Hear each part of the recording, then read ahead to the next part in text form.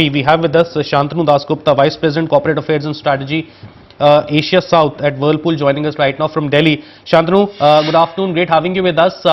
Let's talk about the budget relief first. How big and how significant is this excise cut for the industry? Good afternoon and thank you for having me. Well, it's a silver lining in this sort of cloud that we've been seeing. It's been a very prolonged period of low demand. But in reality, firstly, this relief, or as you say, of 2%, is the defined period is just 3 months now until the 30th of June, well, 4 or 5 months. And the reality is that this will kick in only for products that moves off the factory just now. We've already got a fair amount of inventory we've built up for the season that's going to kick in from March. So the actual benefit will accrue only for production that takes place and sales that take place after we exhaust the current inventory. In actual terms, there will be some benefits, and we are looking at how we price our products. I am not in a position to reveal beyond that. But this 2% cut is going to be probably a little bit more significant in the higher priced products than in the entry level products. And in reality, you must understand that the cost of acquisition has already gone up tremendously because of high inflation going back several quarters. So this relief in overall terms, while it is welcome, it is going to be small considering the kind of headwinds we have faced.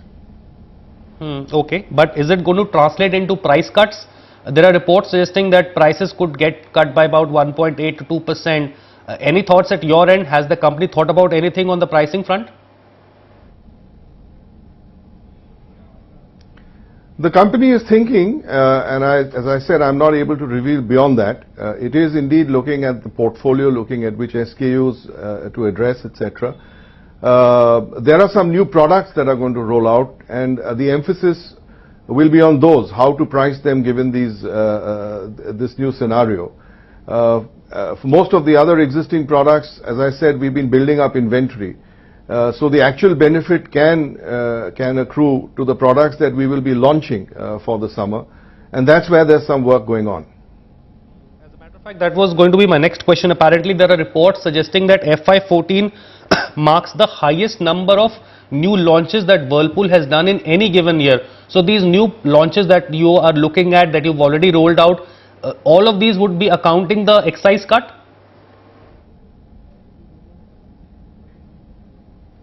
Well, the excise cut, as I said, right now we have visibility only till the 30th of June. The new products that we are going to launch extend well beyond June. And then the final pricing will be determined by what the scenario is then, not just in excise but in other factors of commodities and input costs and so on and so forth. But coming back to the point about our plans, yes, we've got robust plans for 2014, cutting across different categories. We've got in our mainstream refrigerators and washers a number of new products being rolled out. We are growing very aggressively our high-end product range of built-in appliances.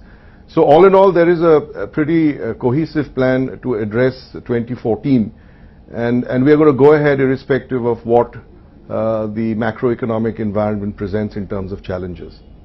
So can you talk about how many new products are you looking to introduce? And I believe they are going to be at a premium pricing. So what's the broader game plan? Can you share some numbers here? Well, you know, we've got products coming out in refrigerators for the summer. We've already done some launches in washing machines in the previous quarter, but they will continue. So suffice it to say that there's going to be a complete revamp of our refrigerator portfolio from single door to double door. We've recently introduced a very high-end French door bottom mount sometime around just after Diwali. So that's going to see the full year going ahead. We've got some high-capacity washing machines and top load that's kicking in. And as I said, we've got a very sophisticated range of products that we bring in from Europe, which are built-in appliances from hobs and hoods to coffee makers and ovens, and dishwashers, etc. that are now nationally present and kicking in quite well.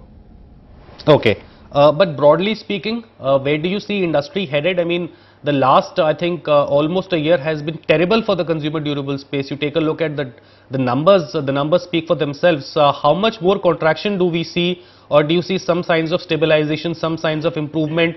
Maybe it's the seasonality factor with summers approaching. Do you see any revival as far as the AC segment, the refrigeration segment is concerned? Well, we live in hope. There is nothing to suggest that demand contraction, which we have seen since 2011, is going to get reversed. We're still seeing a situation where demand is quite low, and whether it has bottomed out is difficult to say.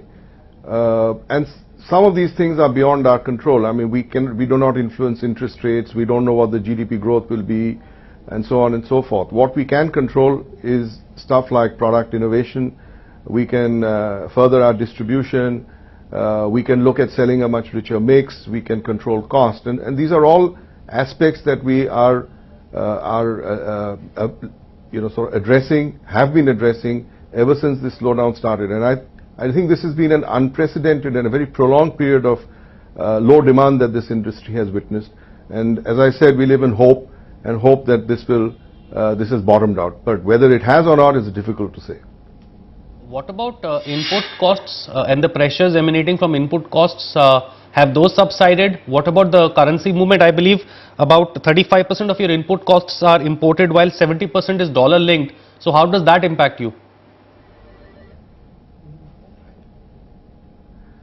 Well, yes, this is true for the industry, because there are a number of materials or components other than some finished goods that we import, like the rest of the industry. So currency is of course a very volatile thing. We don't know how that is going to pan out. We made some assumptions. Our treasury advises us on what is the assumption to take for currency. And materials continue to, in some materials, particularly steel, etc., we still see some pressure on pricing. Some of the resins continue to have sort of pressure on inflationary pressures, while some others are kind of plateauing out. So it's a kind of mixed bag. But all in all, I think it would the fair thing to say is that the inflationary pressure, whether it's coming from commodities or specific commodities, or on account of an uncertain currency situation, still remains. Okay, all right, Shantanu. Let's hope that the situation improves soon enough so that we see the industry coming back on its feet. Thank you so much for your time.